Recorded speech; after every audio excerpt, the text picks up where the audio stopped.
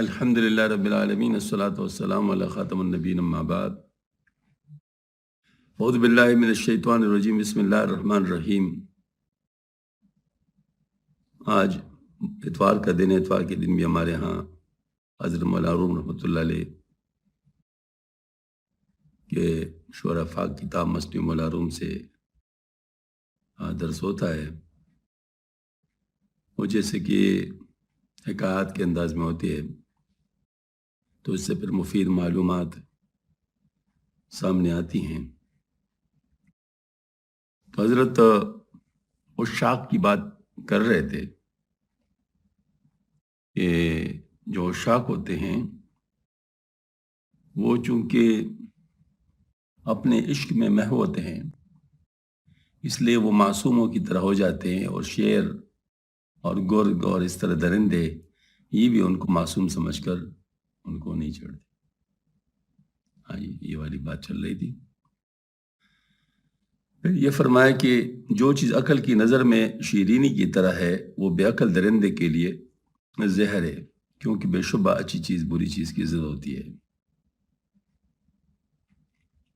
یعنی عقل جو ہے وہ جس کو یعنی شیرینی سمجھتی ہے، تو جو عقل جس میں نہیں ہوتا تو وہ اس کے لیے زہر کی طرح ہوتا ہے، کیونکہ وہ اس کو ضد کے طور پہ لیتا ہے۔ اور یہ فرمایا کہ جو درندہ ہے عاشق کے گوشت کو نہیں کھا سکتا، عشق ہر نیک و بد مخلوق کے آگے ظاہر ہے کہ وہ متحمل ضرر نہیں ہوتا۔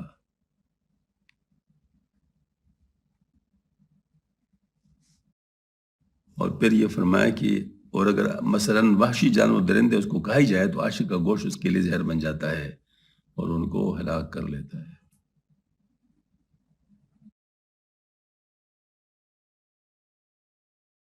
بلکہ ہر جز جو عشق کے سوا ہے عشق کی خوراک بن جاتی ہے، دونوں جائیں عشق کی چونچ کے آگے ایک دانہ کی مثل ہیں۔ اصل میں یہ حضرت شاہ اسماعیل شہید رحمۃ اللہ علیہ نے ابقات میں اس مسئلے کو چھیڑا ہے کہ حب مطلب جو ہے نا اس سے پورے کائنات وجود میں آئے، کیونکہ اللہ پاک نے فرمایا نا کہ میں کنج مخفی تھا تو میں نے چاہا کہ میں ظاہر ہو جاؤں۔ تو یہ حب ہے جس کی وجہ سے، تو حب کے ذریعے سے چونکہ یہ چیزیں وجود میں آئی ہے تو حب کے ذریعے واپس اللہ تعالیٰ تک نہیں پہنچ سکتی۔ یعنی یہ حضرت نے مطلب اس بات کو آگے چلایا تھا، اگر آپ کو یاد ہے۔ تو آگے ہے دانے مرمرغرا ہرگز خورد کعب دامر اسپرا ہرگز چرد۔ خیال تو کرو کہ کیا کوئی دانہ مرغ کو کھا سکتا ہے؟ کیونکہ مرغ دانے کو کھاتا ہے۔ آخر گھوڑے کو چر سکتا ہے؟ ہرگز نہیں۔ بلکہ بس عشق کو کوئی چیز کیوں کر زر پنچب کی، عشق خود ہی ہر چیز پر اثر انداز ہے۔ بندگی کنتا شوی عاشق لعل بندگی کسبست آید در عمل۔ بندگی کیے جاؤ تاکہ شاید تم عاشق بن جاؤ۔ بندگی اپنے اختیار کی چیز اور کسب پر موقوف ہے اور عمل میں آ سکتی ہے، بخلاف اس کی عشیق آتی ہے۔ کیا بات خوبصورت کی، کیا خوبصورت بات کی۔ یہ بالکل وہی بات ہے جیسے مشائخ فرماتے ہیں الاحوال مواہب والمقامات مکاسب۔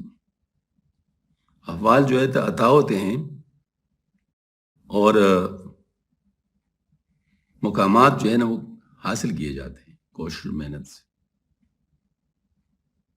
تو بندگی بھی ایک مقام ہے، مقام رضا کے ذریعے سے عطا ہوتا ہے، تو بندگی بھی ایک مقام ہے، لہذا یہ بھی کسب پر موقوف ہے۔ جب یہ والی بات سمجھ میں آ گئی تو جو آخری چیز ہے وہ چونکہ کسب پر موقوف ہے تو لہذا یہ کسب لازمی ہے۔ تو بعض نقشبندی حضرات جو کہتے ہیں کہ ہمارا جو مطلب ہے جذب کسبی نہیں ہے اور کسب کو کم سمجھتے ہیں، تو یہاں پر کیا چیز ہے کہ وہ تو ظاہر بندگی جو سب سے اونچا مقام ہے وہ کسب پر موقوف ہے۔ ہاں عشق جو ہے یہ عطیہ ہے، جذب عطیہ ہے، تو جذب عطا ہو سکتا ہے لیکن ابدیت کے لیے کسب کرنا پڑے گا۔ تو یہ پھر صرف نقشبندی سلسلے کا طور امتیاز ہے کہ انہوں نے جذب کو حاصل کرنے کے لیے بھی کسب کا طریقہ اختیار کر لیا ہے، یعنی اس کے لیے بھی کسب، یعنی وہ ورنہ پھر مختلف کیا ہوتا، پھر تو باقیوں کی طرح ہوتے، تو مختلف اس چیز میں ہے کہ یہ جذب کو بھی کسب کے ذریعے سے حاصل کر لیتے ہیں، یعنی ابتدائی جذب جو ہے وہ بھی کسب کے ذریعے سے ہی حاصل کر لیتے ہیں۔ اگر تم چاہو کہ اپنے اختیار سے عاشق بن جاؤ تو یہ ناممکن ہے، کیونکہ عشق عطیہ الہی ہے، وہ چاہے تو دے اور چاہے نہ دے۔ ای سعادت بزور بازو نستان بخشت خدائے بخشندہ۔ ہاں حصول عشق ایک خاص ذریعہ بندگی ہے، بندگی کی کثرت سے عشق پیدا ہو سکتا ہے، اور بندگی اپنے اختیار کی چیز جو شخص چاہے اور جب چاہے اس کے ساتھ اپنے دل کو منور کر سکتا ہے۔ یعنی یہ بات وہی والی بات ہے کہ جس وقت بندگی حاصل ہو جاتی ہے اس کے بعد پھر عشق بھی، یعنی جس کو جذب وحی بھی ایسا ہو جاتا ہے، یعنی یہ جو بعد میں جو فرمایا عشق حاصل ہو سکتا ہے بندگی سے، یہ وہ جذب وحی بھی ہے، اور جو جذب کسبی ہے جو پہلے شاید نہیں تھا۔ میرے خیال میں حضرت بہاؤالدین نقشبندی رحمۃ اللہ علیہ، مولانا روم رحمۃ اللہ علیہ سے پہلے گزرا ہے یا کیا، واللہ عالم، اس کا کنفرم کرنا پڑے گا، انہیں قریب زمانے کے تو ہوں گے۔ تو یہ جو ہے نا، ہاں یہ تقریباً بالکل قریب زمانے کے، خواجہ فرید الدین عطار رحمۃ اللہ علیہ پہلے گزرے ہیں حضرت مولانا روم رحمۃ اللہ علیہ سے، اور حضرت فرید الدین عطار رحمۃ اللہ علیہ خواجہ بہاؤالدین نقشبند رحمۃ اللہ علیہ کے خلیفہ۔ بندے آزادی تما دارت جد، عاشق آزادی نہ خواہد تا ابد، مگر یوں عشق اور عبادت ایک دوسرے سے متغیر ہیں، چنانچہ بندگی کرنے والا قسمت کی آوری سے نجات پانے کا خواہاں ہے، بخلاف اس کی عاشق ابد تک نجات نہیں چاہتا۔ یہ زبردست بات ہے۔ بند آزادی تما دارت جد، عاشق آزادی نہ خواہد تا ابد، بندہ جو ہوتا ہے وہ آزادی کے تمہ رکھتا ہے،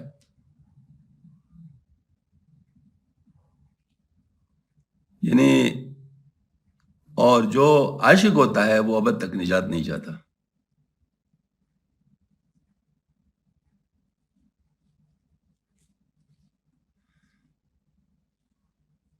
آنا کے بسر رشتہ زلف برسیدن، گردن سے چنا سلسلہ آزاد نخواہن، یہ امیر خسرو رحمۃ اللہ علیہ کا، کہ جو تیرے زلف تک پہنچ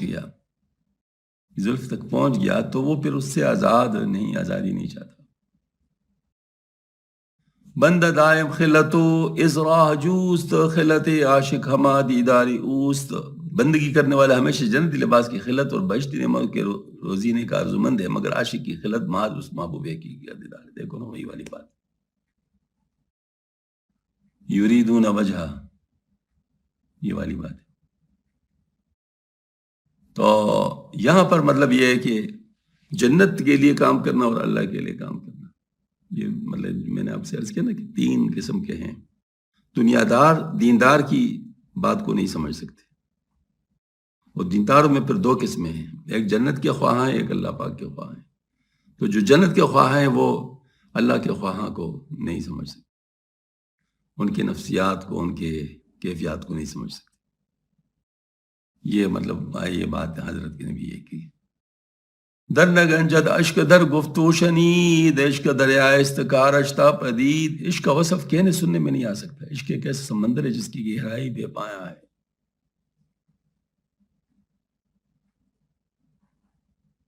یہ ہمارے ایک شعر ہے، وہ کیا ہے کہ در دولت پہ جو بھی آتش طلب نکلا یا مسی کب سے آیا اور کب نکلا، اس سے وہ جو ہے نا وہ بحر عشق کی سادہ مکہ سادہ ہم کتنے نتیجہ اس کے پیمائش کبھی سوئی ادب نکلا. ہاں جی، مطلب یہ ہے کہ ہم نے عشق کا جو ہے نا مطلب گہرائی کو، سمندر عشق کی گہرائی کو ناپنا چاہا تو کتنے سادہ ہے، کیونکہ یہی بات تو بے ادبی ہے کہ عشق مطلب یہ ہے کہ جو اپنے عشق کو عشق سمجھے وہ بھی عشق سے نکل جاتا ہے، کیونکہ عاشق ہمیشہ ناکام ہوتا ہے. ہاں جی، عاشق ہمیشہ ناکام ہوتا ہے، وہ سمجھتا ہے کہ میں تو وہ نہیں کر سکا جو کہ کرنا چاہیے تھا. تو یہ مطلب ہے کہ عشق کا جو وصف ہے کہنے سننے میں نہیں آ سکتا. عشق ایک سمندر ہے جس کی گہرائی بے پایا ہے. قطرہائی بحر رات نتواں شمرد ہفت دریا پیشی بحرست خرد. سمندر کے قطروں کو شمار نہیں کر سکتے. سمندر کے آگے ساتوں سمندر ناچیز ہے، اس سمندر کے آگے ساتوں سمندر ناچیز. یہ سخن پایا ندارد اے فلاں باز رو در قصہ شیخ زماں. یہ باز رو یہ علیحدہ علیحدہ ہے، یہ مطلب واپس جا. باز رو در قصہ شیخ زماں، مطلب اس میں ارے صاحب یہ تقریر تو انتہا نہیں رکھتی، شیخ زمانے کی کہانی کی طرف چلو. سمجھ آئی بات؟ باز رو مطلب یہ باز رو اکٹھا لکھا ہوا ہے، یہ علیحدہ علیحدہ ہے. باز رو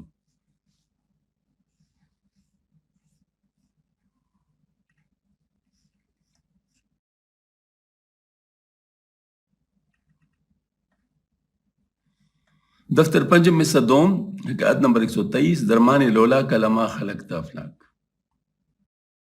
اس حدیث قدسی کے معنی میں کہ پیغمبر صلی اللہ علیہ وسلم اگر تم نہ ہوتے تو میں افلاک کو پیدا نہ کرتا. صنعانی نے کہا کہ حدیث موضوع اس طرح خلاصہ میں، لیکن اس کے معنی صحیح ہیں. ویلی بن ابن نواس سے مرفون روایت کہ میرے پاس جبریل کہا یا محمد لولا کا کما لما خلقت الجنت لولا کا لما خلقت النار. یعنی محمد اگر تم نہ ہوتے تو میں بہشت کو پیدا نہ کرو، تم نہ ہوتے میں دوزخ پہ. اور ابن عساکر کی ایک روایت میں لولا کا ما خلقت الدنیا، یعنی اگر تم نہ ہوتے میں دنیا کو پیدا نہ کرتا. مجابات کبیر ملا علی قاری رحمۃ اللہ علیہ، ماشاء اللہ. یعنی فرمایا کہ یہ جو حدیث جس کا کوٹ کیا گیا یہ تو موضوع ہے، لیکن اس کے معنی صحیح ہیں کیونکہ دوسرے حدیث شریفہ میں یہ معنی آئے ہوئے ہیں. اس میں اصل میں بعض دفعہ ایسا ہوتا ہے نا کہ الفاظ لوگوں کے ذہن سے آگے پیچھے نکل جاتے ہیں، تو وہ جو صحیح حدیث ہوتے ہیں اس کو ذرا اور الفاظ میں بیان کر لیتے ہیں. تو جس طرح مطلب پھر اس سے پھر جو ہے نا وہ لوگ مشہور وہ ہو جاتا ہے تو اس پہ گرفت ہو جاتی ہے. تو جب گرفت ہو جاتی ہے تو پھر وہ جو اصل ہوتا ہے وہ بھی چھپ جاتا ہے. اس وقت جو دور چلا آ رہا ہے اس دور کے اندر استناد پہ بڑا زور ہے اور ہونا بھی چاہیے. تو استناد بے زور ہونے کی وجہ سے جو گزشتہ بزرگوں کی کتابیں ہیں اس پہ نظر ثانی کی ضرورت پڑ گئی ہے. کیونکہ مسئلہ کیا ہے؟ مسئلہ یہ ہے کہ ان حضرات نے تو چونکہ اس وقت اعتماد والی بات تھی. حضرت مفتی کفایت اللہ صاحب رحمۃ اللہ علیہ کی جو کتاب ہے تعلیم الاسلام، اس میں کہیں بھی حوالہ نہیں ہے، پر حضرت نے مسئلے بیان کیے اور واقعی وہ بہت مستند مسئلے ہیں کیونکہ اس وقت اعتماد کا دور تھا. آج کل اعتماد نہیں ہے، آج کل سند مانگتے ہیں. ایسی صورت میں ہمارا طریقہ آج کل یہ ہے، مجبوری ہے کہ ہم صرف مستند روایت کو بیان کرتے ہیں. جو غیر مستند ہوتے ہیں وہ اس کو مجبوراً نہیں روایت کرتے ہیں، حالانکہ کیونکہ ایک چیز اس مثلاً قرآن سے ثابت ہے تو غیر مستند نہیں ہے. لیکن اگر آپ نے وہی چیز ایک حدیث ضعیف سے بھی یا روایت کیا تو لوگ اس حدیث کو دیکھ کر اس کو ضعیف سمجھیں گے، آیت کو بھول جائیں گے. میں آپ کو مثال دیتا ہوں، جیسے ذکر کے فضائل پر لوگ اعتراض کرتے ہیں، فضائل ذکر. اب فضائل ذکر جو ہے نا مطلب کیا قرآن سے ثابت نہیں ہے؟ وَاذْكُرُوا اللَّهَ ذِكْرًا كَثِيرًا وَسَبِّحُوهُ بُكْرَةً وَأَصِيلًا، کثرت کے ساتھ، تعداد بھی نہیں بتائی، کثرت کے ساتھ اللہ کو یاد کرو. فَاذْكُرُونِي أَذْكُرْكُمْ. ہاں جی، ان فی خلق السماوات والارض واختلاف الليل والنهار لآیات للألباب الذين يذكرون الله قياما وقعودا وعلى جنوبهم ويتفكرون في خلق السماوات والارض ربنا ما خلقت هذا باطلا سبحانك فقنا عذاب. ہاں، اب یہ مطلب اتنے مستند قرآن کی آیت ہے، یہ سب موجود ہے، لیکن ایک روایت اگر غیر مستند آ جائے تو اس کی وجہ سے پھر سب کے اوپر یہ دور ایسا ہے، بے ادب دور ہے. تو اس بے ادب دور کے اندر محتاط رہنا پڑتا ہے آدمی کو، وہ کہنا پڑتا ہے جو ہضم ہو سکے. ہاں جی، تو جیسے حضرت شیخ الحدیث رحمۃ اللہ علیہ نے فضائل ذکر میں بہت ساری کثرت کے ساتھ روایت بھی بیان کی ہے، حتیٰ کہ حقائق بھی بیان کی ہے، خوابیں بھی بیان کی ہیں. اب وہ جو خوابیں ہیں، خوابوں کی تو بات تو ظنی ہے، لیکن حضرت نے اس لیے بیان کی ہے کہ خوابوں سے لوگ اثر زیادہ لیتے ہیں. اس کی وجہ کیا ہے؟ کیوں اثر زیادہ لیتے؟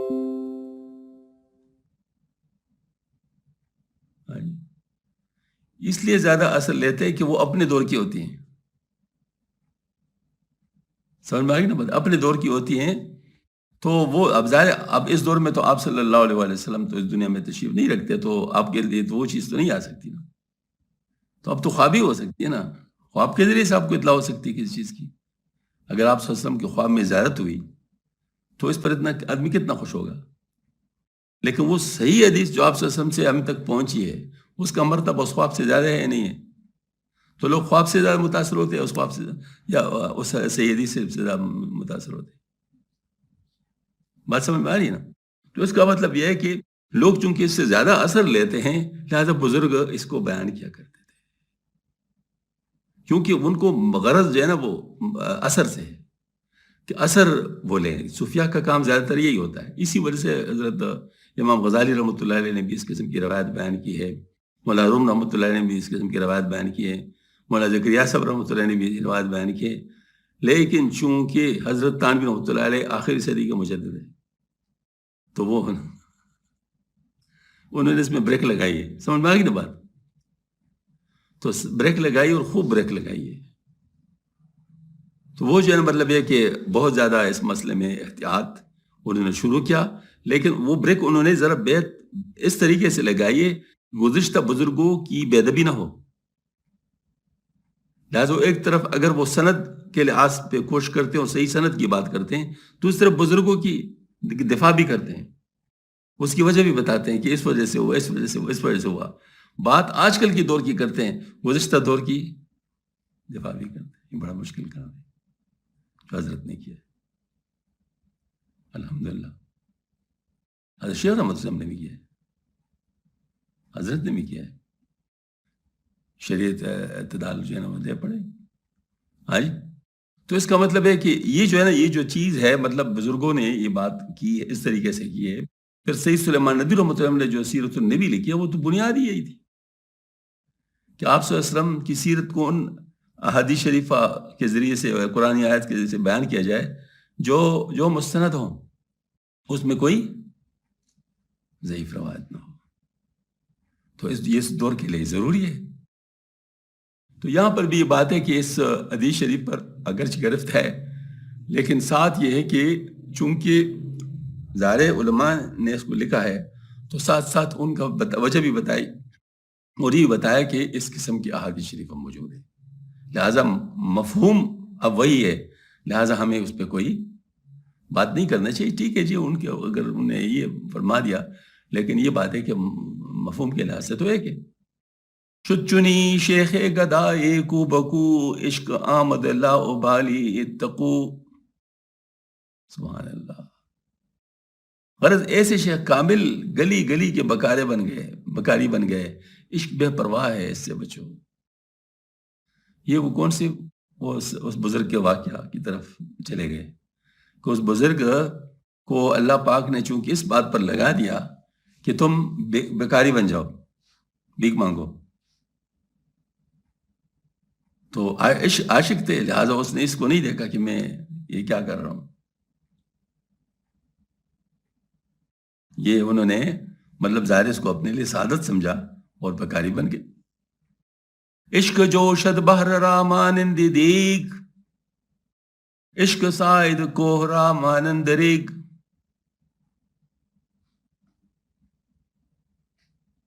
عشق سمندر کو دیگ کی طرح جوشا دیتا ہے،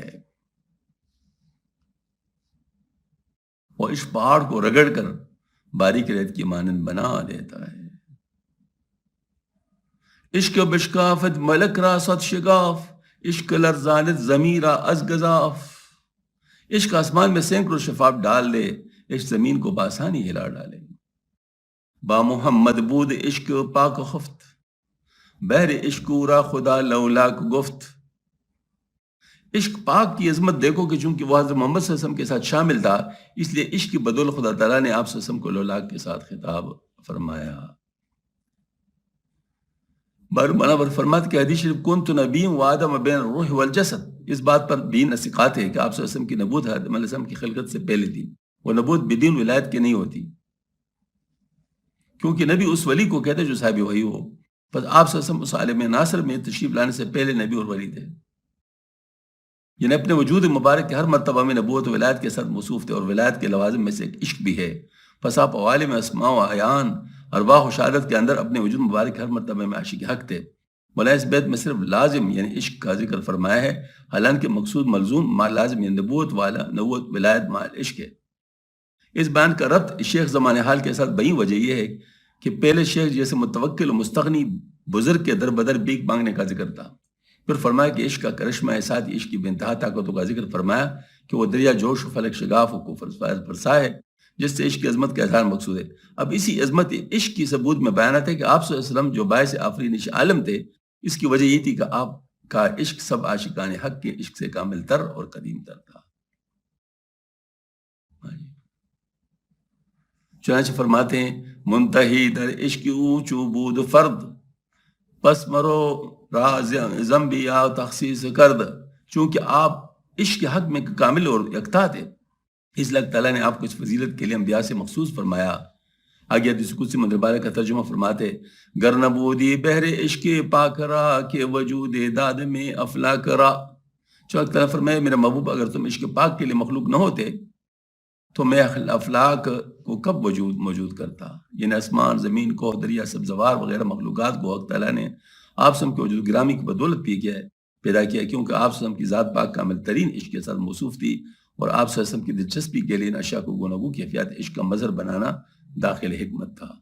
چنانچہ فرمایا من بدا افراشتم چرخی سنیم تا علوی عشق را فہمے کنی. میں نے آسمان بلند کو اس لیے اونچا بنایا تھا کہ تم عشق کی بلندی کو معلوم کرو، یعنی مطلب بلندی کا کنسپٹ ہو موجود. اللہ اکبر. نظامی فرماتے ہیں اگر از عشق آسماں آزاد بودے کجا ہرگز زمیں آزاد بودے. ہاں جی. منفعت ہائے و دیگر آید ز چرخ آچو بیزا تاب آید اینچو فرخ. اس کے علاوہ آسمان سے اور بھی فائد ملتے، مثلا کواکب کی گردش اور مہر و ماہ کی روشنی وغیرہ، مگر وہ دیگر فوائد انڈوں کی مانند ہے جو غیر مکمل وجود کے ساتھ مرغی کے تابع ہے، اور یہ علو عشق کو سمجھنے کا فائدہ چوزے کی طرح ہے جو مکمل وجود رکھتا ہے. ہا کرا من خوار کردم یکسری تاز ذل عاشقاں بوئی بری. ہا کو میں نے بالکل ناچیز بنایا تاکہ تم عاشقوں کی خواری کا سراغ لگاؤ. ہا کرا دادی مسبزی و نوی تاز تبدیلی فقیر آگاہ شوی. ہا کو ہم نے خشکی و بیرونکی کے بعد سبزی اور تازگی بخشی تاکہ تم فقیر یعنی عاشق کی تبدیلی سے واقف ہو جاؤ کہ وہ عامیانہ حالت سے نکل کر کس طرح فضائل معرفت کے ساتھ موصوف ہو جاتا ہے. یعنی مطلب یہ ہے کہ یہ جو چیز ہے، یہ جو فرمایا گیا ہے کہ میں نے خاک کو تو بالکل وہ بنا دیا، یعنی مطلب کچھ بھی جو چیز نہیں ہے، کیونکہ سب سے زیادہ کم ترین چیز خاک ہے. وہ جو ہے نا کہ مطلب کہ دانہ خاک میں مل کر گولے گلزار ہوتے، تو خاک سب سے کم ہے، تو اپنے مٹا دے اپنی ہستی کو اگر کچھ مرتبہ چاہو.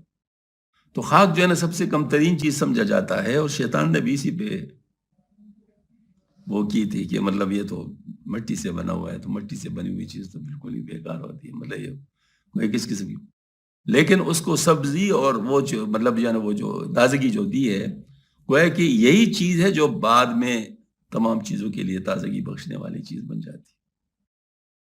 ہاں جی، تو گویا کہ یہی عاجزی انسان کی جو ہے وہ انسان کو رفت مطلب نصیب کروا دیتی۔ باتو گویند اے جبال راسیات وصف حال عاشقان در صفات، یہ محکم پاٹ تم کو عاشقوں کے حال کا وصف ان کی ثابت قدمی کے متعلق بتاتے ہیں۔ یعنی جو پہاڑ ہے گویا کہ یوں سمجھ لے کہ عشاق کی تعریفیں مختلف طریقوں سے ہو رہی ہیں تکوینی طور پہ، یعنی پہاڑ ان کی ثابت قدمی بتا رہے ہیں، مٹی اس کے خواری و ذلت کو بتا رہے ہیں، سبزی ان کا جو ہے نا مطلب مقام کو بتا رہے ہیں، رفت کو بتا رہے ہیں، تو آسمان جو ہے نا مطلب اس کی بلندی بتا رہے ہیں، مطلب یعنی گویا کہ ہر چیز گویا کہ تعریف میں رتب اللسان ہے عشق۔ اور یہ تمام کائنات کیفیات عشق کی مظہر ہے، یہاں کسی کو شبہ ہو سکے اس کائنات سے کیفیات کے عشق کا ظہور تو محض فرضی و اعتباری امر ہے، اور عاشقان حق کا حال یقین و ضروری ہے، پس میں مشابہت کیوں کر ہو سکتی ہے؟ تو آگے مولانا اس کا جواب ارشاد فرماتے ہیں، گرچہ ایمانی سوئی نقش پسر تاب فہمی تو شبد نزدیک تر، کہتے میں ویسے نہیں بتا رہا ہوں، یہ میں صرف مثال اس لیے دے رہا ہوں کہ اصل چیز کو تم اس کے ذریعے سے جان لو، یہ وہ چیز ہے نہیں، لیکن یہ ذرا سمجھانے کے لیے مثال کے طور پر بتا رہا ہوں۔ یعنی فرضاً گرچہ عشق عاشق حق کا عشق ایک امر معنوی ہے، اور یہ آسمان کی بلندی، زمین کی پستی، پہاڑ کی سکاوت وغیرہ ظاہری امر ہے جن میں چندہ مناسبت نہیں ہے، تاہم اس امر معنوی کو امر ظاہری کے ساتھ تشبیس لے دی ہے کہ یہ بات تمہاری سمجھ میں اچھی طرح آ جائے۔ گسترا باخار تشبیہ کنند آن باشد لیک تنبیہ کنند، دیکھو تشبیہ میں ضروری نہیں کہ مشبہ بھی کو دونوں من کل الوجود مساوی ہوں، چنانچہ غصہ کو کانٹے کے ساتھ تشبیہ دے، حالانکہ غصہ وہ کانٹا نہیں ہوتا جو درختوں پر ہوتا ہے، لیکن اس تشبیہ سے اس بات کے مطابق یہ تنبیہ دیتے کہ غصہ اس طرح تکلیف دینے والے جس طرح کانٹے کی خرچ، یعنی یوں سمجھ لیا کہ تشبیہ میں کوئی جز کا ایک جیسا ہونا کافی ہوتا ہے، ایک جز کی طرح، تو یہ نہیں کہ مطلب پورے کا پورا ہوتا ہے، فلاں شعر ہے تو کیا وہ درندہ ہوگا؟ ہاں جی، تو مگر کانٹے کے کئی اچھا عادل قاسی کے سنگی خان دند تا مناسب بد مثال ران دند، اس طرح مثلا سخت دل کو جو سنگین کہہ دیتے ہیں تو چونکہ ایسے دل پتھر کے ساتھ مناسبت رکھتے ہیں اس لیے اس کی ایک مثال بیان کر دی، سنگین۔ ہاں جی، اور در تصور در نیابت این ایب بر تصویر نان فیش مدام، اور اگر اس مثال سے اس قلب کا عین تصویر میں نہ آئے تو تصور دلانے کے طریقے کو ناقص کہو، اس مشبہ کی نفی نہ سمجھو، لیکن سخت دل کو پتھر کے ساتھ تشبیہ دے تو اس سے دل کی صرف ایک حالت کا علم ہو سکتا ہے، کہ اس سے قلب کا پورا نقشہ ذہن میں آئے تو یہ ناممکن ہے۔ اس صورت میں اس تشبیہ استعارہ کا نقص اور نارسائی سمجھنی چاہیے، نہیں کہ مشبہ ہی غلط ہے، یعنی وہ قلب قاسی نہیں۔ اس طرح اگر آسمان، زمین و پہاڑ کی مذکور تمثیلات سے عشق کے بعض احوال کا اظہار ہو جاتا ہے، عشق کی پوری ماہیت ادا نہیں ہو سکتی، تو یہ ان کی تمثیلات کی تنگ دامنی کا باعث ہے، ورنہ عشق کی علوم منزلت میں کوئی شبہ نہیں ہے۔ یہ مطلب اصل میں حضرت نے مطلب اس میں عشق کی جو کا جو مقام ہے وہ سمجھانے کی بات فرمائی ہے مثالوں کے ذریعے سے، اور مثالوں کے ذریعے سے بات سمجھ میں آ جاتی ہے، لیکن وہ مثالیں پوری کے پوری نہیں ہوتی، کیونکہ ظاہر مطلب وہ مثالیں پورے احاطہ نہیں کر سکتی، تو اگر مثالیں احاطہ نہیں کر سکتی تو مثالوں کی کمزوری ہے، اس چیز کی کمزوری نہیں ہے۔ دفتر پنجم حصہ دوم وقات نمبر 124، رفتن شیخ درخانہ امیر بحر گدی روزے چہار بازمبیل باشارت غیبی و عطاب کر دینا امیر اور اورا بداں وقاحت حضور گفتن اور امیر رہا، شیخ کا ایب اشارے سے امیر کے گھر میں 4 مرتبہ کشکول کے ساتھ بیگ کے لے جانا اور مل کر ان کو اس بے باکی پر ملامت کرنا، ان کا امیر سے عذر کرنا۔ شیخ روزے چار کرت چون فقیر بحر گدیا رفت بر قصر امیر، شیخ صاحب ایک دن 4 مرتبہ پکاری کی طرح ایک امیر کے محل پر بھیک مانگتے رہے، در کا فرج زنبیل شیئن للہ بر زبان خالق جامع بجو تائنان. ان کے ہاتھ میں کشکول تھی اور اللہ کے لیے کچھ دو صدقہ لگا رہے تھے، یعنی روح کی پیدا کرنے والا خدا تعالیٰ ایک روٹی مانگتا ہے. یعنی اللہ تعالیٰ کھانے پینے سے منزہ بے نیاز ہے، مگر اس کے مقربین کے ساتھ جو سلوک کیا جاتا ہے اس کو رابط قرب کی وجہ سے مجازاً حق تعالیٰ کے ساتھ سلوک سمجھا جاتا ہے.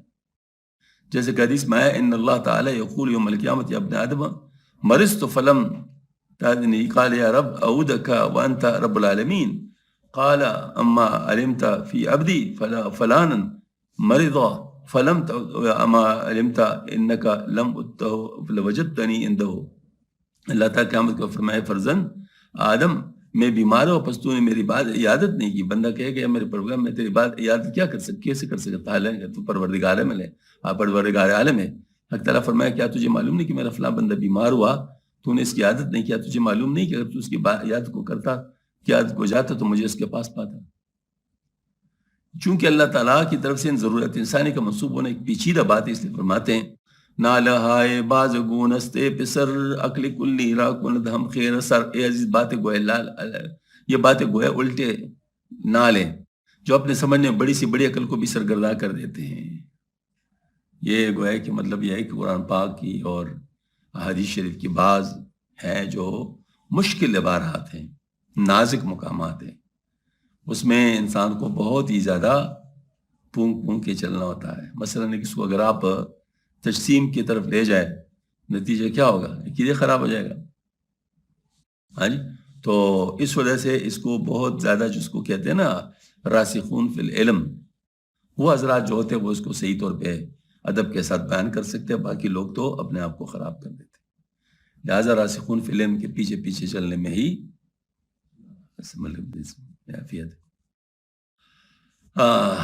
چو امیرش دیش گفتش قائے وکی گوئے مت چیزیں منہ اتامم شہی.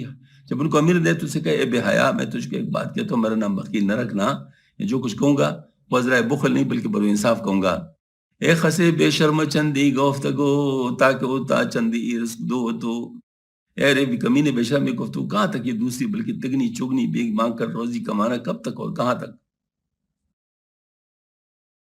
ایچے سفری اوچے روئست و چکار کے بروز اندر آئی چار بار. کیا بہائی اور کیا موئے اور کیا کام ہے، تو دل میں 4 مرتبہ اگر کے اندر مانگنے آتا ہے. کیست این جا شیخ اندر بند تو من ندینم نرگدا مانند تو. اے بڈھے یہاں کون تیری قید میں اسیر ہے کہ تو جب چاہتا ہے اگر آ کر پر سر پہ سوار ہو جاتا ہے. میں تجھ سے کوئی ہٹا کٹا بیکاری نہیں دے گا. حرمتو آب گدایا بردئی ایچ عباسی زشت آوردئی. تو نے سارے بکاریوں کی عزت و ابرو برباد کر دیے. یہ کیا بدترین عباسیت نکالی ہے. عباس ایک بکاری کا نام ہے جو بھیک مانگنے کے فن میں ماہر تھا. غاشیہ بردوش تو عباس دبس ایچ ملحدرام عبادی نفس نحس. عباس دبس تو تیرا ایک ادنا خادم ہے، ایسے منحوس نفس کسی بے دین کا نہ ہو. گفتہ میرا بندے فرمانم خاموش زی آتشم آگے نہ چندی مجوش. یہ نکاح میں میر خاموش تو میں جو کچھ کر رہا ہوں تعالیٰ کے حکم کو غلام ہوں، تو میرے قلب کی آگ سے اگانی اس قدر جوش میں نہ.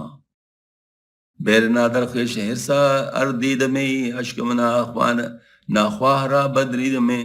اگرچہ میں روٹی کے لیے اپنے اندر حرس دیکھتا تو روٹی مانگنے والے پیٹ کو پاڑ ڈالتا.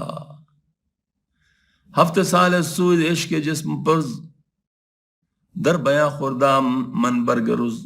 میں نے 7 سال تک جسم کو پکا دینے والے عشق کی سوزش سے جنگل کے اندر انگور کے پتے کھائے ہیں. تازے برگی خشک و تازہ خوردنم سبز گشتہ بودی رنگی تنم. یہاں تک کہ میرے سوکھے اور ہرے پتے کھانے سے میرے بدن کا رنگ سبز ہو گیا تھا. بدن کا سبز بمانے حقیقی مراد یعنی ہرے پتے. اس کثرت سے کہا کہ ان کا ہر رنگ میرے بدن میں مؤثر ہو گیا. جیسے مجازن خوشحالی مراد یعنی میرا بدن اس کے ناز صبر و ریاض مجاہد سے بظاہر لاغر مگر حقیقت میں خوشحال تھا. پیچھے سوال کیا تھا کہ شیخ کا بھیک مانگنے کا مقصد یہ تھا کہ نفس ذلیل ہو، اور یہ تذلیل نفس حکم حق سے عمل میں آئی تھی. مگر جب نے اس کے اظہار کر دے کہ میں یہ کام بحکم کر جو ان کی ولی اور مقرب ہونے کی نمایاں دلیل ہے، تو اس سے نفس کو ذلت نہیں بلکہ عزت حاصل ہو گئی اور مقصود فوت ہو گیا. اس کا جواب یہ دیا گیا تھا کہ شیخ اپنے اس مقصد کا اظہار خاص لوگوں پر کیا ہوگا، عوام کو اس طرح سے آگاہی نہیں، جس کی دلیل سمیر کی بے خبری ہے جو شیخ کی جلالت شان کے باوجود ان کو یوں توبیخ و تشنیع کر رہا ہے. اب شیخ جو اپنے اہل سے آگاہ کرے تو اس سے بھی مقصد کے فوت ہونے کا احتمال نہیں ہو سکتا، کیونکہ اس اکیلے امیر کے تنبیہ سے لازم نہیں ہے تھا کہ شیخ کا حال مشہور عام ہو جائے. آگے پر وہ شیخ امیر سے کہتے ہیں تا باشی در حجاب بلبشر، سرسری در عاشقاں کم تر نگر. جب تک تم بشریت کے حجابوں اور حوالے باطن کی تم کو خبر نہیں، اس وقت تک تعالیٰ کے عاشقوں کو سرسری نظر سے نہ دیکھو. یہ جو شخص ایک عاشق الہی کو عام انسان کی شکل میں دے، اس کی آنکھوں پر اس عاشق کی بشریت کا حجاب چاہ رہا ہے جو اس کے کمالات باطن کو دیکھنے سے منع ہے. ایسی حالت میں اسے زیبا نہیں کہ اس عاشق کو حقارت کی نظر سے دیکھے. کیا تعجب ہے کو درویش اپنے باطن میں کوئی بڑے پائے کا ولی اللہ ہو جس کا حق میں بدگمانی رکھنا اور اس کے توہین و تحقیر کرنا باعث شامت ہو. آگے فرماتے علوم حکمیہ میں غور و خوض کرنے والے دوسری ہزاروں باتوں کو دریافت کرتے ہیں مگر کہ ان کا علم تحقیق اللہ کی کمالات کے حدود تک نہیں پہنچ سکتا. لا الہ الا اللہ. اس کی وجہ ہے کہ انسان جو ہے نا، یہ اللہ پاک نے خاص ایک اپنے مطلب اس طرز پہ بنایا ہوا ہے، تو اس کی تحقیق کرنا بڑا مشکل کام ہے. تو ان کے جو مقامات ہیں ان کی پہچان بھی بڑا مشکل کام ہے. تو جو حضرات مطلب یہ ہے کہ اس کو سرسری نظر سے دیکھتے ہیں، وہ بعض دفعہ دھوکہ کھا جاتے ہیں. یہ حضرت عثمان حرونی رحمۃ اللہ کا جو کلام ہے اس میں بھی مطلب یہ شعر ہے کہ اے ظاہر بین مجھ پہ تانا نہ مارو، اے ظاہر بین مجھ پہ تانا نہ مارو، میں تو مطلب جو ہے نا وہ میں خانہ کا مطلب وہ میں خوار ہوں. ہاں جی، تو اس وجہ سے میں رقصہ ہوں. تو یہ مطلب گویا کہ اس نے کہا کہ بھئی میں تو اللہ کے عشق میں سرشار ہوں، تو مجھے تان نہ مارو، مجھے میرے ظاہر کو نہ دیکھو. بالکل بالکل یدی بزالی بیٹھا ہے اپنے آستان.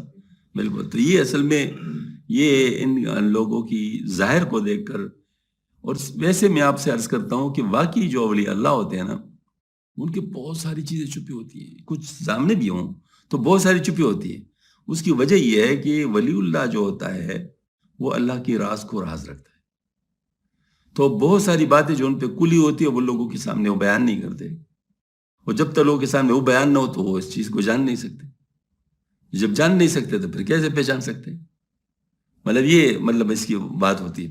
لہٰذا وہ اس کو ظاہری لحاظ سے دیکھتا ہے کہ یہ کیوں اس طرح کر رہا ہے. یہ کاکا صاحب رحمۃ اللہ علیہ ایک دفعہ نماز پڑھ رہے تھے، تو ظاہر غالباً ان کو عذر تھا، تو نماز جس طریقے سے پڑھی عذر کی حالت میں، تو ایک صاحب آئے ہوئے تھے تو ان کو عذرا بہت وہ لگا کہ دیکھ کیسے مطلب نماز پڑھ رہے ہیں. تو پھر بعد میں انہوں نے سمجھایا کہ یہ عذر کی نماز ہے لیکن اللہ تعالیٰ کو بہت مقبول ہے، اللہ تعالیٰ کو بہت مقبول ہے. مطلب یہ ایک دفعہ حضرت مولانا عبد الرحمن جامی رحمۃ اللہ علیہ، وہ ایک صاحب تھے، ان کے پیچھے نماز پڑھ رہے تھے، تو وہ اپنے عشق میں کچھ اللہ پاک سے محو گفتگو ہو گئے. تو دوسرے ساتھی جو ان کے تھے، اس نے نماز توڑ کے وہ چلے گیا. بعد میں اس نے کہا کہ آپ نے نماز کیوں توڑی؟ انہوں نے کہا کہ وہ تو یہاں تھے ہی نہیں. خدا کے بندے کتنی مقبول نماز تو نے توڑ دی، تجھے کیا پتا کہ وہ کیا تھا؟ تو ظاہر مطلب جو عارف تھے ان کو تو نظر آ رہا تھا، لیکن جو عارف نہیں تھے ان کو تو نظر نہیں آ رہا تھا. ہاں جی، مطلب یہ ہے کہ میں اس کا صحابہ کے دور کے واقعہ بتا دوں، یعنی اس قسم کا. حضرت حسن رضی اللہ تعالیٰ عنہ حبیب اجمی رحمۃ اللہ علیہ کے پیچھے نماز نہیں پڑھتے ظاہر قرت میں. ہاں جی، تو ایک دفعہ خواب دیکھا، اللہ تعالیٰ کا دیدار ہوا، تو اللہ تعالیٰ سے پوچھا کہ اللہ تو کس طرح راضی ہوگا؟ فرمایا حبیب اجمی کے پیچھے نماز پڑھنے سے، حبیب اجمی کے پیچھے نماز پڑھنے سے. اب دیکھیں مطلب یہ ہے کہ یعنی حبیب اجمی رحمۃ اللہ علیہ رضی اللہ تعالیٰ عنہ مطلب وہ تھے ظاہر مطلب اجمی تھے، تو اس وجہ سے وہ الفاظ پورے صحیح ادا نہیں کر سکتے ہوں گے. بلال رضی اللہ تعالیٰ عنہ ان کے جو اذان میں اشہد اللہ علیہ کو اشہد پکارتے تھے، لیکن آپ صلی اللہ علیہ وسلم نے ان کو ہی مؤذن بنایا تھا، مؤذن رسول مطلب تھے. تو مطلب یہ ہے کہ مقامات کو پہچاننا ہر ایک کام نہیں ہوتا، اس کے لیے بہت بڑی نظر کی ضرورت ہوتی ہے. زیر کا کہ موئرا بشکافتن علمہیت را بجا دریافتن، اہل حکمت نے جو علوم حکمیہ میں اشکافی کرتے علمہیت کو جان و دل سے دریافت کر لیا ہے. علم نجات و سحر و فلسفہ اگرچہ نشنا حق المعرفہ، لیک کوشیدند تامکان خود برگزشتن از ہمہ اقران خود. یعنی چنانچہ شعبدات اور جادو اور سائنس کا علم اگرچہ جیسا کہ چاہیے پوری طرح حاصل نہیں کیا، لیکن اپنے مقدور پر کوشش کی، حتیٰ کہ اپنے تمام حریفوں سے سبقت لے گئے. عشق غیرت کرد و خود را درکشید، شد چنی خورشید زاشی انا پدید زیشا نا پدید. عشق تو عشق نے غیرت کی اور اپنے آپ کو ان سائنسدانوں سے الگ رکھا، حتیٰ کہ ایسے نمایاں آفتاب ان سے مخفی رہا. یہ واقعی بڑی بات ہے. یہ واقعی دل والی جو باتیں ہیں ان کا سمجھنا تو بڑا ہی مشکل کام ہے. تو جو لوگ مشاہدے پر یقین رکھتے ہیں، سائنسدان کون ہوتے ہیں؟ مشاہدے پر یقین رکھتے ہیں نا، مشاہدہ کی باتیں کرتے ہیں، تجربے کی باتیں کرتے ہیں. تو عشق میں تو یہ چیزیں نہیں چلتی ہیں. ہاں جی، تو وہاں تو مستور کے ساتھ جو عشق ہو اس کیسے پہچانے کوئی. یعنی عبرت کا موقع جس آنکھ کا نور بصارت دن میں ستارے کو دیکھتا ہے، ایسا روشن آفتاب ان سے مخفی رہا.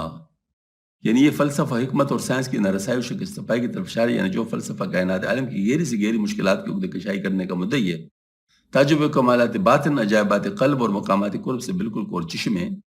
اور بعض حواش میں لکھے اس میں شیخ ابو السینا کی طرف تعریض ہے، جو دن میں باریک سے باریک ستارے کو دیکھ لیتا مگر آفتاب عرفان کی ان کی آنکھ سے مستور رہا.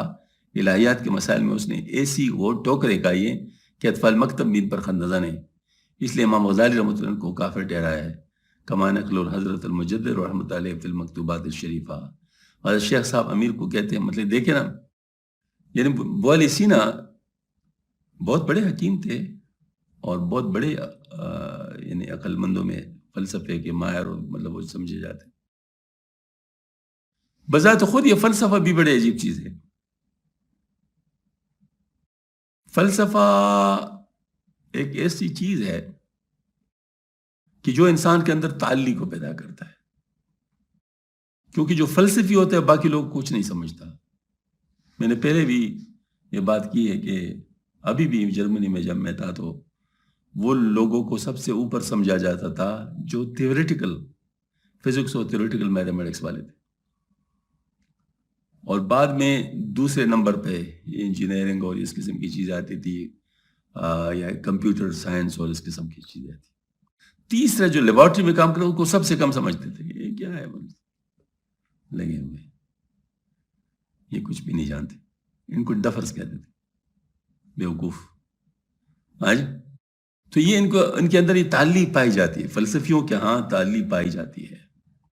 تو جس میں تعلی ہو تو اس کے اوپر باطن ظاہر ہو سکتا ہے. وہ تو اپنے تعلیم میں مست ہوتا ہے، وہ کسی کو کیا، وہ تو ظاہر کون کسی نہیں سمجھتا، صحیح پورا نہیں سمجھتا، اپنے سے کم سمجھتا ہے، تو جو باطن ہے وہ اس کو کیا سمجھے گا. تو یہ تعلی کی مار ہوتی ہے. دیکھیے حضرت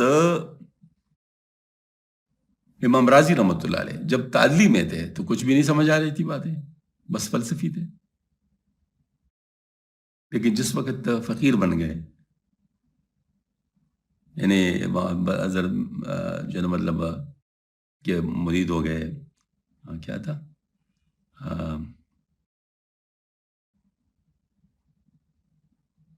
نام نکل گیا ذہن سے، تو ان کے مرید ہو گئے تو بس پھر اس کے بعد بس سب کچھ چھوڑ دیا. حیران ہو گئے کہ مری کیا. ایک دن آیا حضرت کے پاس، حضرت کچھ چیزیں سینے سے نکلتی جا رہی ہیں. تو حضرت بے نیاز سے فرمایا فلسفہ ہوگا. تو یہ رو پڑے گے، دیکھتے حضرت یہ میں نے بڑی مشکل سے یہ چیز کمائی ہے، کیسے مطلب یہ تو جا رہے، فرمایا اس سے بھی بہتر چیز مل جائے گی. اب بہتر چیز کیا ہے مجھے بتاؤ. آپ ٹاپ سے ٹاپ فلسفی بن جائے، لیکن موت سے پہلے آپ کو معرفت حاصل نہ ہو اور بغیر معرفت کے آپ چلے جائیں. دوسرا آدمی بالکل فلسفہ کو الف بھی نہیں جانتا، لیکن اس کو معرفت حاصل ہو جائے تو کامیاب کون؟ ظاہر مطلب کامیاب تو وہی ہے جس کو معرفت حاصل ہو. تو معرفت تو تسلی تعلی کے ساتھ نہیں ہوتی حاصل، تو تعلی کو ختم کروانا ہوتا ہے. تو تعلی ختم کروا رہے تھے، تو فرمایا کہ اس سے بہتر چیز مل جائے گی انشاءاللہ. زی گزر کن پند من اب زی رہیں آشکارا تو بچشم عشق بھی. اے امیر اس بدگمانی کو چھوڑ دے، خبردار میرے نصیحت مان لے اور عاشقوں کی محبت کو آنکھ سے دیکھ، نہ کہ حقارت اور نفرت کی آنکھ سے. وقت نازر گشت و جہاں در رسد باتو نتوا گفت ایدم عذر خود. وقت تنگ و نازک ہے اور جان و وصل محبوب کے انتظار ہے، اس عدم فرصت کے وقت میں اپنا عذر پوری طرح تم سے کہہ نہیں سکتا. فہم کن موقوف ای گفتن مباش سینہائے عاشقہ کم تر خراش. میرے عذر کو تم خود ہی سمجھ لو اور میرے اس قول پر موقوف نہ رکھو، عاشقوں کی سینوں کو مجروح نہ کرو. نے گمانے بردتو زین اشنات حزم رامک زار و میں کن احتیاط. نہیں تم نے اپنے امیری کے سرور سے مجھ پر بدگمانی کی. چلو خیر، اگر بدگمانی سے احتیاط مقصود ہے تو ہم بھی اجازت دیتے ہیں کہ ہوشیاری کو نہ چھوڑ اور احتیاط کرتے رہو. یعنی شیخ امیر کو تم اپنے تمول اور امارت کی مستی میں ہم پر بدگمانی کی، کسی حزم احتیاط کی بنا پر نہیں کی، ورنہ ہم خود بخوائے الحزم سوزن اس کی اجازت دیتے ہیں. مگر یاد رکھو کہ بطور احتیاط بدگمانی کرنے میں بھی اعتدال شرط ہے. واجب است و جائز است و مستحیل تو وسط راگیر در حزم دخیل. احتیاط عمل میں لانے کی ایک قسم واجب ہے اور دوسری قسم جائز اور تیسری قسم حرام ہے. ایک خاص دوست تم حزم و احتیاط میں اعتدال اختیار کر لو. یہ نہ حرام کی طرف جاؤ اور مطلب جو ہے نا وہ واجب، لیکن مطلب یہ ہے کہ جو جائز اس تک رہو. اگر کوئی فاسق و کاذب کی کوئی خبر دے تو اس پر عمل کرنے میں احتیاط سے کام لینا واجب ہے. صالح و عادل کی خبر میں احتیاط جائز ہے اور خدا اور رسول کی خبر میں احتیاط عمل میں لانا حرام ہے. شیخ فرماتے ہیں کہ امیر تم کو احتیاط کے معاملے میں اعتدال پر چلنا چاہیے. چنانچہ اگر تم ہمارے معاملے میں بطور احتیاط بدگمانی کرتے ہو تو بدرجہ جواز کر سکتے ہیں، نہ کہ بدرجہ وجوب. یعنی مطلب وجوب کے طور پہ نہ جاؤ، کیونکہ وہ ظاہر تمہارا مقام نہیں ہے.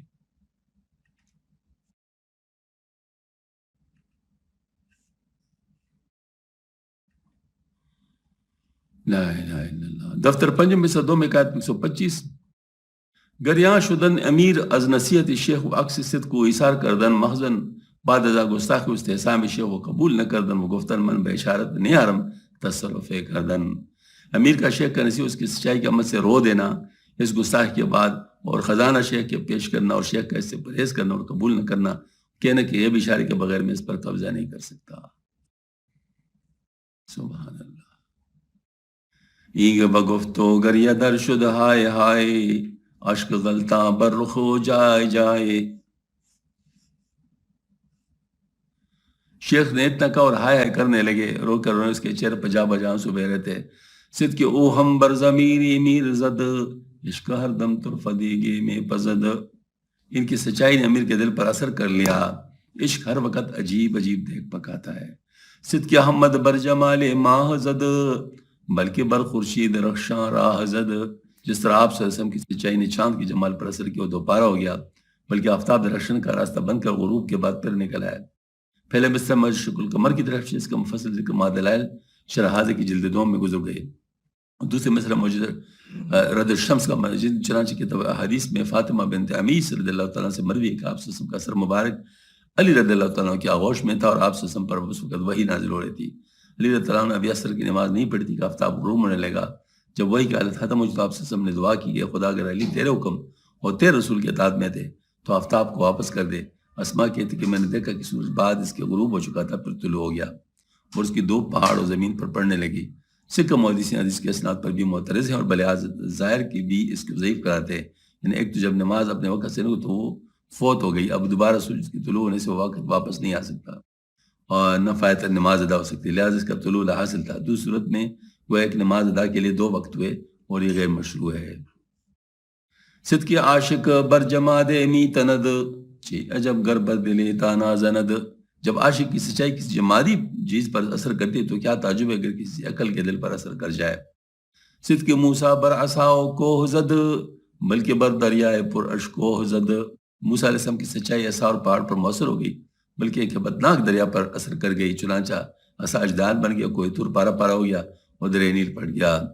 روبرو آوردہ ہر دو در نفیر گشتہ گریا ہم امیرو ہم فقیر. غرض وہ امیر و فقیر دونوں آمنے سامنے ہو کر زارو قطار رونے لگے. ساتھ بیسار چوں بگریستن گفت میر و راہ کی خیز اے ارجمن ہرچ خوائی از خزینہ برگزین گرچہ استحقاق داری سچنی. جب بڑی دیر تک روز خاموش تو امیر نے ان شیخ سے کہا ارجمن یہ شیخ اٹھو اور جس کے در مال چاہتے ہو خزانے سے اٹھا لو اگرچہ تم اس سے سو گئے ہو مال کے حقدار ہو. خانہ زانے توست ہر چت میل ہست برگزی خود ہر دو عالم اندکست. یہ گر تمہارے جس چیز کے تم کو خواہش لے لو اگرچہ تمہارے لیے دونوں جہاں بھی کم ہے.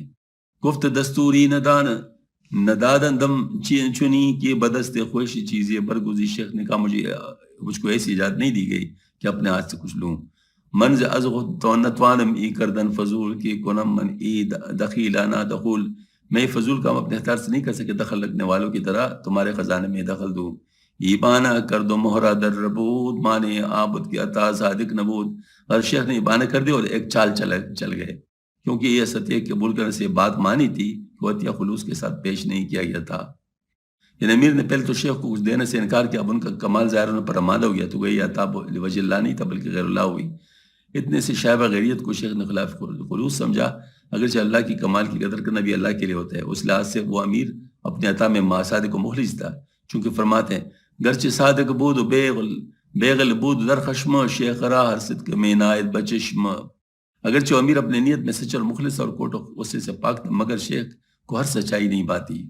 گفت فرمانم چنی داداست الہ کہ گدایا نہ بروک چیز بخوا. شیخ نے کہا مجھے خدا تعالیٰ یوں حکم دیا کہ ہر جگہ بیکاری کی طرف جاؤ اور کچھ مانگو. یعنی مانگنا اس میں مقصود تھا لینا مقصود نہیں تھا. اپنے نفس کی ذلت مقصود تھی. مطلب یہ ایک وہ چیز تھی تو اس میں مطلب اس کو مال کے لیے تو نہیں کر رہے تھے. اگر مال کے لیے کر رہے ہوتے تو پھر تو مال پھر لینا ہوتا تھا. ما گدایا نا ازاں درخواستیم ورنہ از اموال بے پرواستیم. اس لیے بکاریوں کی طرح ہم سوال تو کرتے ورنہ لیکن اموال سے ہم بے پرواہ ہیں. مطلب یہ والی بات تھی کہ اموال کے لیے تھا نہیں لہذا اموال کے بارے میں بات بھی نہیں ہوئی.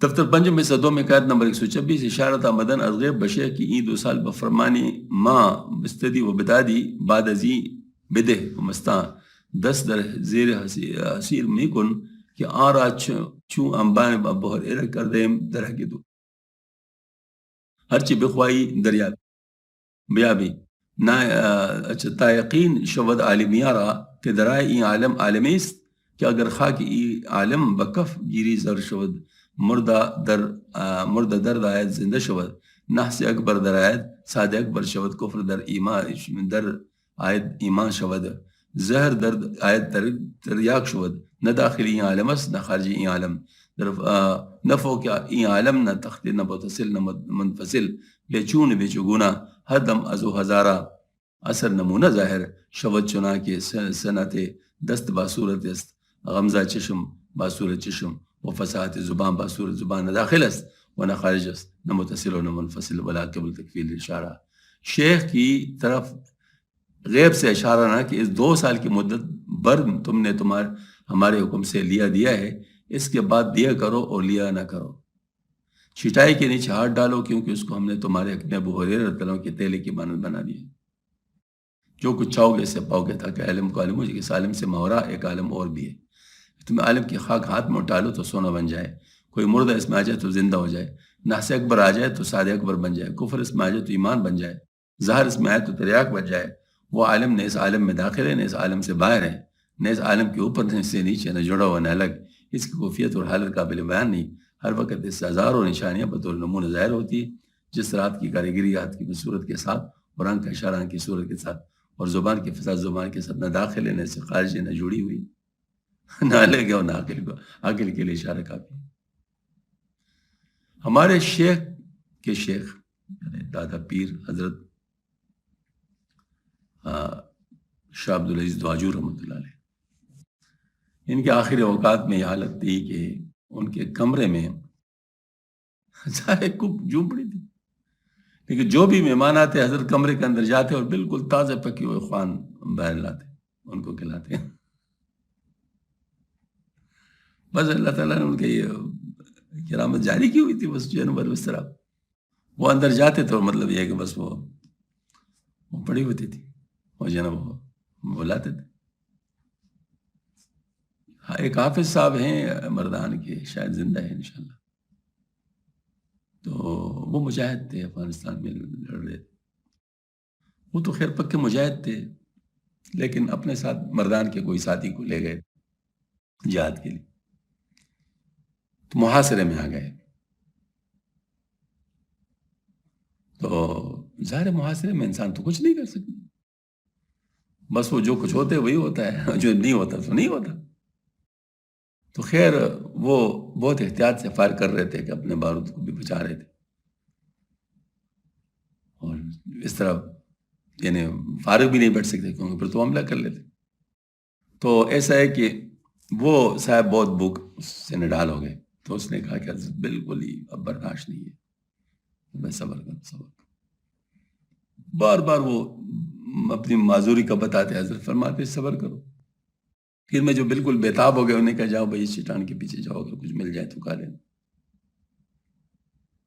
تو چٹان کے پیچھے گئے تو بالکل ایک سینی پلاؤ بالکل سے باپ نکل رہی تھی وہ وہاں پڑی ہوئی تھی، اور ظاہر وہ لیا ہے، خود بھی کھا لیا اور حضرت کو بھی کھلایا.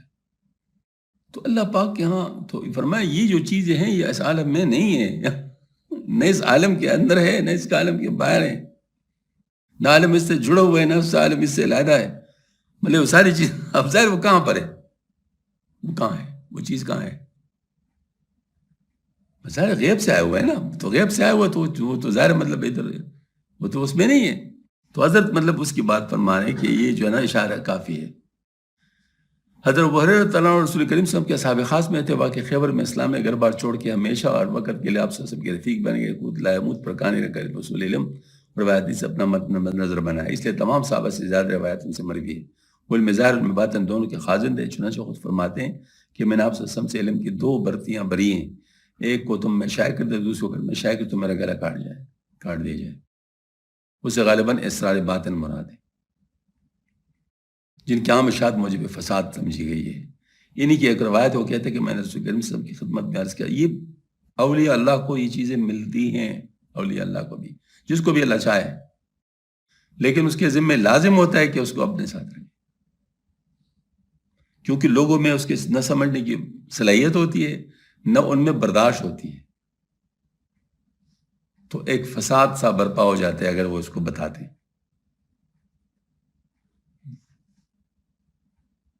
تو یہ ظاہر مطلب اللہ تعالیٰ کا نظام ہے، چھپا ہوا ہے، تو اس کے مطابق وہ سارا کچھ ہوتا ہے. لیکن یہ ہے کہ جو اہل ہوتے ہیں ان کو دیا جاتا ہے، مطلب جو اہل ہوتا ہے مطلب اس کا جو ہے نا وہ ان کو دیا جاتا ہے، اہل کو دیا ہی نہیں جاتا، جو اس کو مطلب یعنی مینٹین رکھ سکتا ہے. انہی میں ایک روایت یہ کوئی ہے کہ میں نے رسول کریم سے خدمت میں عرض کی، حضور میں بہت سے حدیث سنتا ہوں جو مجھے یاد نہیں رہتی. آپ صلی اللہ علیہ وسلم نے فرمایا اپنی چادر پھیلاؤ. میں نے چادر پھیلائی تو آپ صلی اللہ علیہ وسلم نے بہت کچھ ارشاد فرمایا، جس کے بعد میں نے کسی حدیث کو فراموش نہیں کیا. اسلام میں جو فرقے حدیث کے منکر یا حدیث کے بدی وجہ مخالف ہے کہ اس پر مذہب اہل سنت والجماعت کی تعمیر کا ہے، وہ آپ صلی اللہ علیہ وسلم کے خصوصیت سے دشمن ہے. مقدم الذکر کے مثال زمانے کے دلدادگان فرنجیت ہے جو اپنے عقائد باطل کی ترویج کے لیے عمل بالقرآن کی آڑ بنا کر حدیث کا انکار کرتے ہیں، اور موقع ذکر کو مثال فرقہ رافضیہ ہے. یہ دونوں گروہ جماعت حضرت ابو ہریرہ تعالیٰ عنہ کی سخت مخالف ہے، جس سے ابو ہریرہ تعالیٰ عنہ سے حدیث میں بلند پایہ ہونے کا ثبوت ملتا ہے. ان کا اصلی نام عبد الرحمن ہے، مگر نام پر کنیت کی شہرت غالب آ گئی، اور کنیت کی شہرت اس بنا پر ہو کہ ہریرہ کے معنی چھوٹی سی بلی، وہ ایک چھوٹی بلی کو ہر وقت اپنے گوش میں رکھتے تھے. عنوان کے اندر انبان ابو سے مراد شاید ان کی وہ چادر ہے، اور جس کے پھیلا دینے سے اس کے اندر حدیث یاد ہو گئی کہ جب کسی واقعے میں حکم شرع کی ضرورت ہوتی ہے تو اس کے متعلق کے پاس کوئی نہ کوئی روایت موجود ہوتی ہے. کیا شاید علم کے وہ دو ظرف موجود ہیں جو انہوں نے رسول کریم سے سو مبارک میں علم ظاہر و باطن سے پر کیے تھے، اس سے علوم معرف کے گناہ جائبات مل سکتے تھے. 57 ہجری میں وفات پائی. نحس اکبر کے ستارے زحل اور سود اکبر سے ستارہ مشتری مراد ہے. منجمین کا خیال ہے کہ جن ستاروں میں سعادت اور نحوست کی تاثیر موجود ہے، ان میں سے دو ستارے سب سے زیادہ تاثیر پذیر ہیں. مولانا ستاروں کی نحوست و سعادت کا ذکر بنا مشہور کر دیا، ورنہ اسلام میں اس کی کوئی حیثیت نہیں.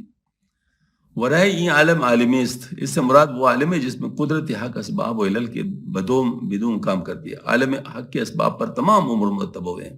مثلا ایک بچہ کے پیدا ہونے کا سبب استقرار حمل ہے، اور استقرار حمل کا سبب جماع، اور جماع کا سبب شہوت ہے، اور شہوت کا سبب رکوت رجولیت ہے. وہ حلم مجرہ ان اسباب کا پیدا کرنا، اس بات کو ان کا نتیجہ بنا قدرتی کا کام ہے. اگر اس کے دوش پر ایک عالم اور ہے جس میں قدرت حق سلسلہ اسباب کے بغیر کام کرتی ہے، وہاں اسباب و علل کا دخل نہیں ہے. قدرت کو جو امر مطلوب ہوتا ہے وہ بلا سبب وجود میں آ جاتا ہے، جیسے عیسیٰ علیہ السلام مذکور بالا اسباب کے بغیر پیدا ہوئے.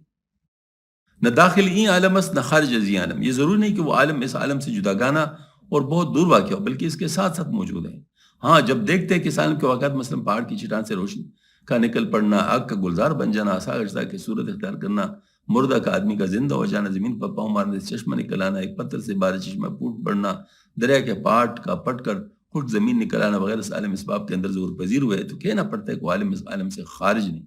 اور جب دیکھتے کہ اس عالم کے احکام اس عالم سے جداگان ہے، اس عالم کی ایک روٹی سے لشکر سیر ہو جاتا ہے، اس عالم میں ایک روٹی سے ایک آدمی کا پیٹ بھی نہیں بھرتا، تو ماننا پڑتا ہے کہ وہ عالم اس عالم میں داخل بھی نہیں، وہ جدا ہے. یہ جدا ہے. اس کی مثال ایسی ہے جیسے دنیا میں عالم انسان، عالم جنات، عالم نسواں مختلف عوالم موجود ہے جن کو کہہ سکتے ہیں کہ وہ عالم نہ ایک دوسرے کے اندر ہے نہ ایک دوسرے سے باہر ہیں، بلکہ اپنے اپنی حیثیت کے امتیاز سے دوش بدوش واقع ہیں.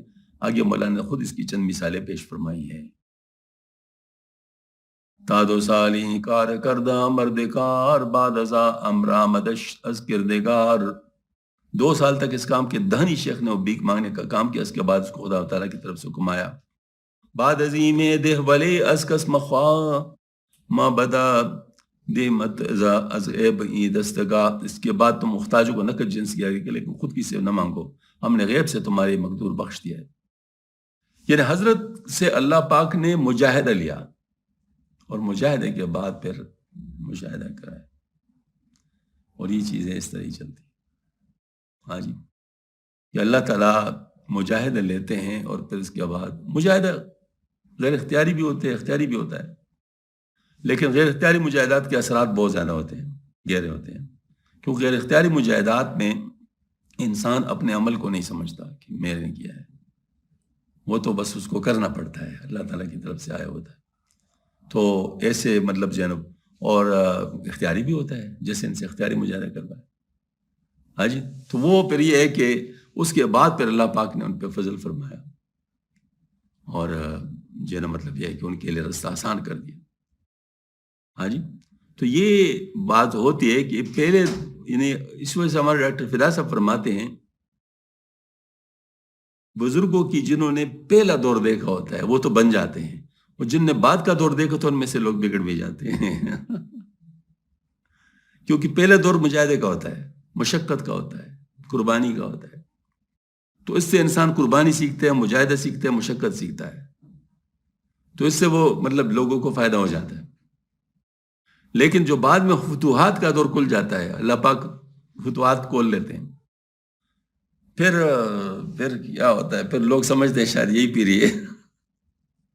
اپنے ذہن میں پیری کا جو نقشہ بنا لیتے ہیں وہ کیا بنا لیتے ہیں، بس لوگ آئیں گے اور دیں گے.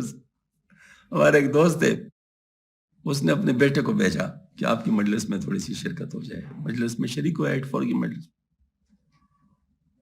اگلے دن مجھے اس نے کہا کہ جب صاحبزادے نے کیا سر لیا ہے، میں نے کہا کیا ہے، کہتے تو نے بھی زندگی مطلب گزاری ہے. اصل کام تو شاہ صاحب نے کیا ہے. شاہ صاحب موبائل استعمال کریں، سارے لوگ موبائل اپنے سامنے کر لیتے ہیں. شاہ صاحب گاڑی میں بیٹھنا چاہے تو گاڑیاں ان کے سامنے کڑی ہوتی ہیں. شاہ صاحب کھڑے ہو جاتے تو سارے لوگ کھڑے ہو جاتے ہیں. یہ زندگی ہے. یہ آپ کی کیا زندگی ہے؟ کہتا مجھے کہہ رہے. میں نے کہا ایسا ہی ہوتا ہے، ایسے ہی ہوتا ہے. یہ بزرگوں کے جو واقعی فتوحات کا رنگ جنہوں نے دیکھا ہوتا ہے، بعض دفعہ اس کا اثر الٹ ہو جاتا ہے، اور لوگ سمجھتے ہیں کہ شاید یہی پیری ہے. بھائی یہ پیری نہیں ہے، پیری یہ نہیں ہے. پیری تو اصلاح ہے. اس کو نہ دیکھو یہ کیا ہو رہا ہے، یہ تو اللہ تعالیٰ کرا رہا ہے. بعض دفعہ حالات جیسے ابھی ان کے ساتھ ہو رہا ہے، مطلب ایسے حالات بنا دیے جاتے ہیں کہ آپ درمیان میں کچھ نہیں کر سکتے. بس ٹھیک ہے جی، بس اللہ کی مرضی، آدمی کیا کر سکتا. تو وہ پھر یہی ہوتا ہے کہ جس طرح بلکہ میں آپ کو کیا بتاؤں، بعض دفعہ ایسے حالات آ جاتے ہیں کہ انسان شرم سے گڑ جاتا ہے، وہ بات کر ہی نہیں سکتا جو اللہ تعالیٰ ان سے کروانا چاہتا ہے اپنے بارے میں۔ حکم ہوتا ہے کہ یہ کہو، اور وہ کہہ نہیں پاتا، ان کے لیے بڑا مشکل ہوتا ہے کہنا، لیکن اس کو کہنا پڑتا ہے، اس کو کہنا پڑتا ہے کیونکہ حکم ہوتا ہے۔ شیخ عبدالقادر جیلانی رحمۃ اللہ علیہ نے جو فرمایا تھا کہ میرے قدم سارے اولیاء کے گردن پر، تو آدمی حیران تھا کیسے کہا، وہ تو من جانب اللہ تھا، ان کو ایسا امر ہو گیا تھا، بس وہ ان کو کہنا تھا۔ تو بعض دفعہ ایسا ہوتا ہے کہ مطلب جو ہے نا، وہ انسان اپنے عام حالات کے مطابق وہ بات کر نہیں سکتے، کیونکہ اس کو کیا سمجھا جاتا ہے، اس کو بعض دفعہ حرص سمجھا جاتا ہے، بعض دفعہ اس کو تکبر سمجھا جاتا ہے، بعض دفعہ اس کو مطلب وہ سمجھا جاتا ہے، یعنی مطلب اچھے اس چیزوں میں نہیں سمجھا۔ لیکن حکم چونکہ ہوتا ہے تو حکم کا بندہ غلام ہوتا ہے۔ ابدیت اس وقت یہی ہوتی ہے، اس وقت ابدیت یہی ہوتی ہے کہ آدمی جو کہلوایا جا رہا ہے وہ کہے، اس میں انکار نہ کرے، اس میں انکار نہ کرے۔ یہ بات بہت ضروری ہے۔ تو یہاں پر بھی اس قسم کی بات ہو گئی ہے کہ اللہ تعالیٰ نے پھر اس کو معمور کر دیا کہ اس بات پر، اس کے بعد تو محتاجوں کو نقد جنس کیا کرو، لیکن خود کی صحت، اپنے غیب کی صحت تم کو مقدور بخش دیا۔ ہر کے خواہد استو از یکتا ہزار، دست درزیر حسیرت کن برار۔ جو کوئی محتاج تم سے 1 روپیہ سے لے کر 1000 روپیہ تک مانگے، تم اپنے بوری کے نیچے ہاتھ ڈالو اور اپنی نقد نکالو اور دے دو۔ ہی گنجی رحمتی بے مربدہ، در کفی تو خاک گردت زر بدہ۔ ہاں رحمت کے خزانے بے پایاں سے دیتے جاؤ تو ہمارے ہاتھ میں مٹی بھی سونا ہو جائے گی، دیتے چلو۔ یہ جو ہے نا مطلب ہر چہ خواہن دت بدہ، مندیش ازاں دادنی ازداتو پیش از بیشواں۔ بیشداں محتاج و فقیر جو کچھ تم سے مانگے دیتے جاؤ، اور داد و اندیش نہ کرو، حق تعالیٰ کی عطا کو ہر لمحہ پہلے سے زیادہ سمجھو۔ اور در عطا مان تقصیر و رقم، نہ پشیمانی نہ حسرت نہ ندم۔ ہماری عطا میں نہ ٹوٹا ہے، نہ کمی ہے، نہ پشیمانی، نہ حسرت ہے۔ اللہ اکبر۔ دست زیر بوریا کن اے سند از برائے روئی پوشے چشم بد۔ اے معتمد، بوریے کے نیچے ہاتھ ڈالو، نقدی نکال کر دے دیا کرو، یہ اس بوریے کا حجاب نظر بد سے پردہ رکھنے کے لیے ہے۔ ان چشم بد سے مراد عوام ہے، کیونکہ عوام میں عجائبات قدرت کو اصلی شکل میں دیکھنے کی قابلیت نہیں ہے، اس لیے سنت اللہ اس بات کا متقاضی کہ ان عجائبات کی اصلیت ان کے نظر سے محفی رہے، اور اس کو کسی نہ کسی حجاب میں دیکھے۔ عوام کو اس عدم قابلیت کے نظر بد سے تعبیر کیے۔ دورسوم کے اواخر میں مولانا ایک عقائد بھی لکھے، اور مقام مفتاح العلوم کی جلد 10 میں واقع ہوئے کہ قافلہ شدت اشتہار سے تڑپ رہا تھا۔ بس ٹھیک، کافی۔